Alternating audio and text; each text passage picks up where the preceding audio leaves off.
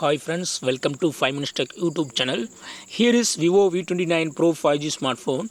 In this video, you will learn how to turn off Easy Touch in your phone Vivo V29 Pro 5G.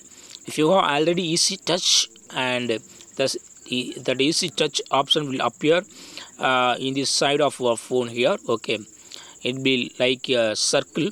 If you swipe here and it will show as a circle and you can click on it, and here we will have several shortcuts. Okay, suppose if you would like to turn this Easy Touch to be off, then yes, you can do it. What you have to do is go to the settings of your phone. First go to settings, then go to shortcuts and accessibility, and here select Easy Touch and turn off this button Easy Touch, so that Easy Touch option will be now unavailable.